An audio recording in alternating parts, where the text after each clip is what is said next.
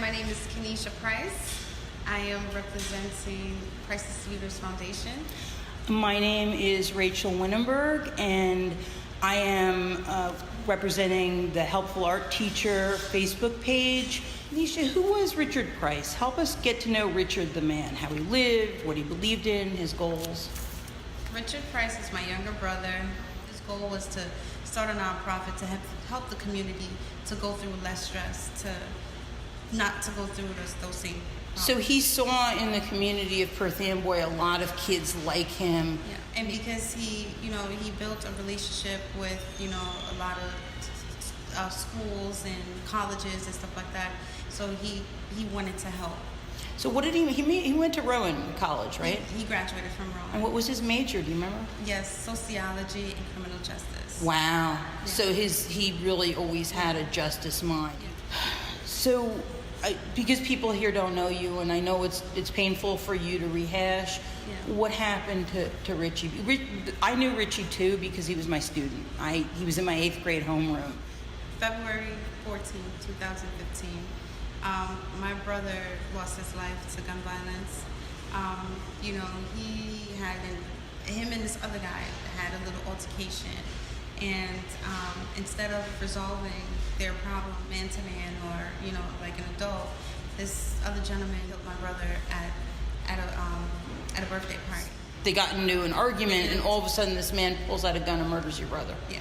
Your brother was unarmed. My brother was unarmed. He wanted to fight. To defend himself. He wanted to defend himself, and, this guy, they were fighting because, I saw the video at the trial, and they were fighting, and my brother had control, and he slipped and fell. When he fell on the ground, that's when this gentleman stepped over him and shot him 4 times. Murdered him basically at point-blank range for no reason other than they were having a fist fight, and he just chose to do what he did. Yeah.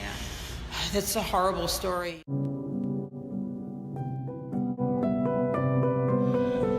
I notice everyone in your family has always placed an extremely high value on education, hard work, giving back to the community. Can you tell me what your parents did to instill those values in all of you? Because I feel like parents and teachers like me, we would love to know how we can help our own children to be like that. Well, again, when we came here, I was raised by my dad because my mom, it took her a while to come to the States.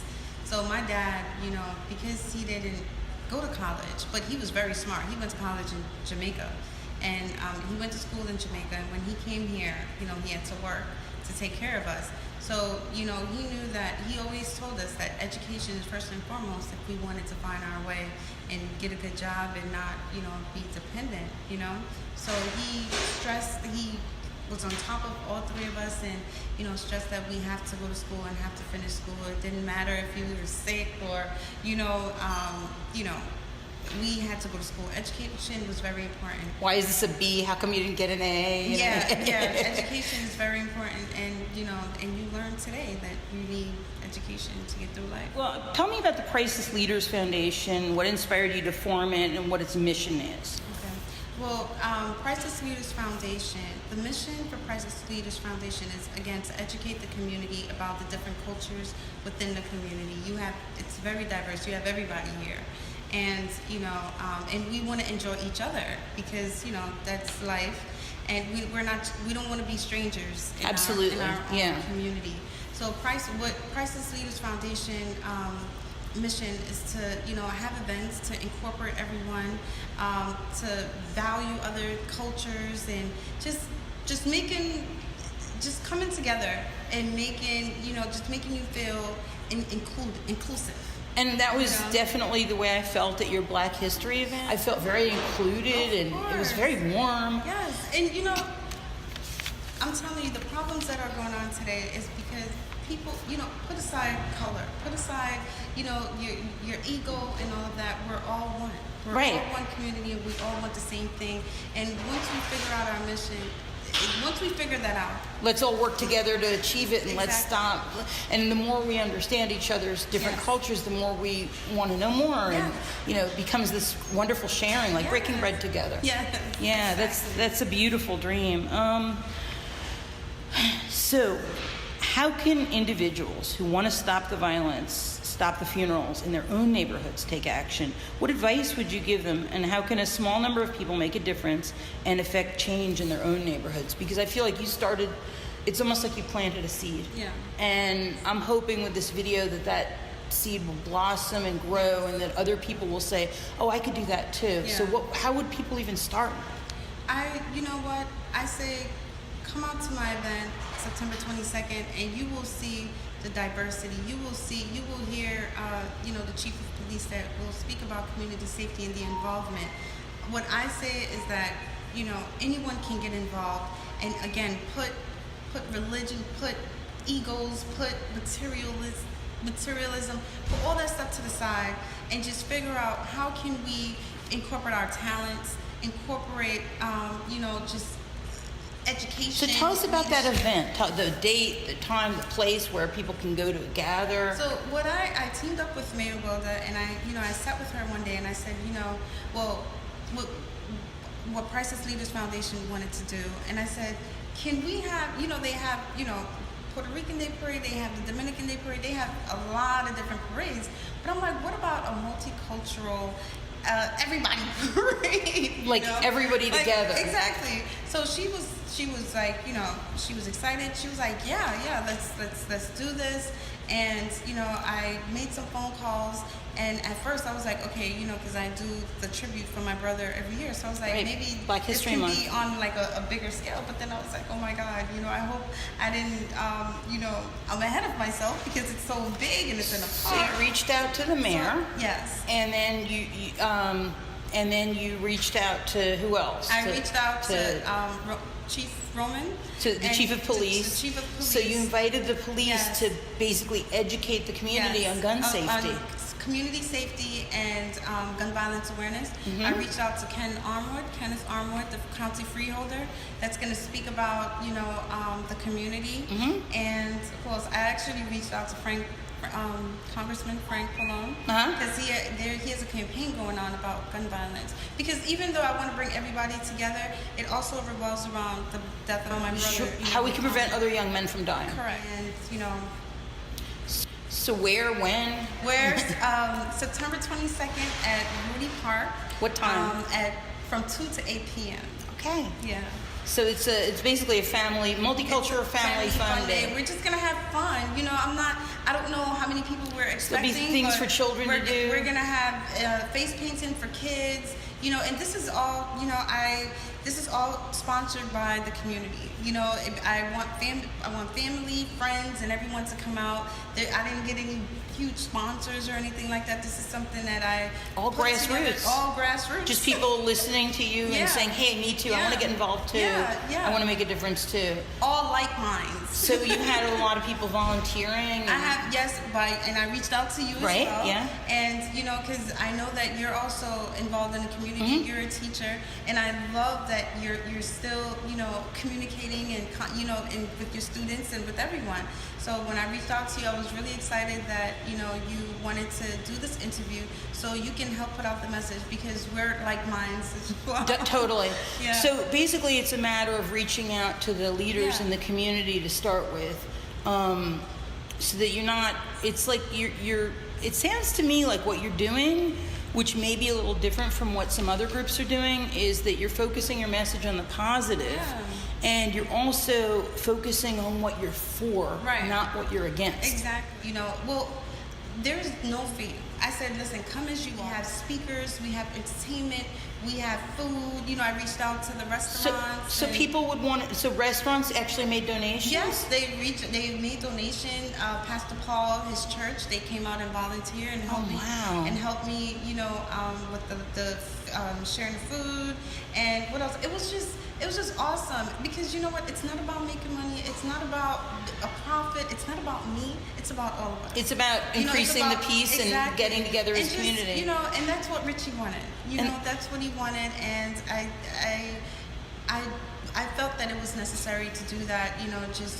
Just doing a tribute. When getting these talents, I reached out. I told them what happened to my brother, and this is, I really would like for the community to come out to see that. Listen, Perth Amboy is not a bad place. Right. We have fun here. We have entertainment. We can do this. So I noticed the Pryceless Foundation is extremely inclusive. At your Black History event, you included speakers and performers of all races. Yeah. I never felt so included and enveloped by love and acceptance as I did that night. How important is it for you, for the Pryceless Leaders Foundation, to be inclusive? And what are some things you would recommend other grassroots organizations to do to make everyone feel welcome? Again, like I said, just let's all put our egos aside. Mm-hmm. Let's all put trying to make money, trying to make a profit, just getting people, city officials and leaders together, and if that can help your community, so let it be. It's not about money. When I'm doing this event and they're like, I came out of pocket, everything, and sure. And I'm not looking at me losing. I'm looking at just building a relationship with everyone, and just people, the community, seeing the diversity within Perth Amboy, and that's it. So my thing, what I would love to do, and I also partner with other organizations as well. Okay. I'm the vice president for the NAACP, mm-hmm. and I work with Edison, the B mentoring program. Mm-hmm. So I volunteer. If you call me up, I will come out, I will help out, and that's it. Just offering your time, because that's all you're gonna remember. We don't take this with us when we die.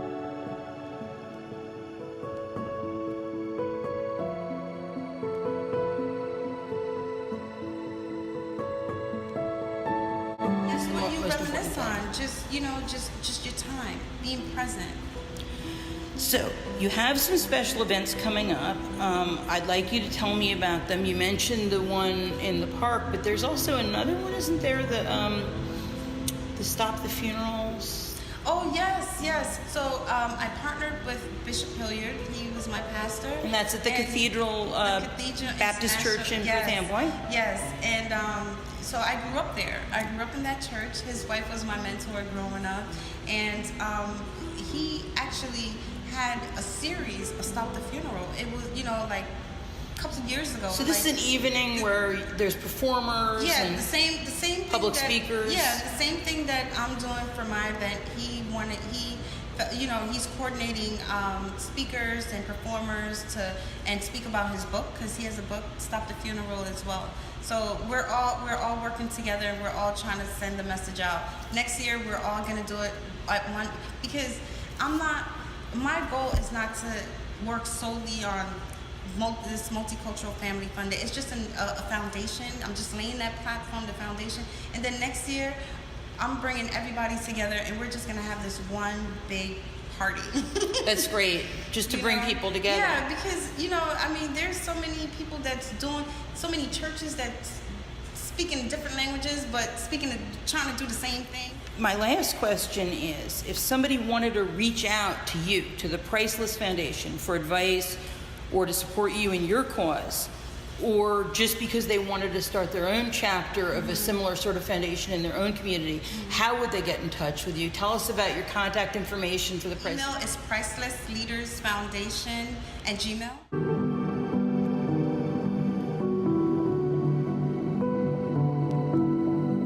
That's wonderful. Reach out. Okay, great. That's wonderful. Thank you so much, Keneshia. I appreciate you sharing your time here today.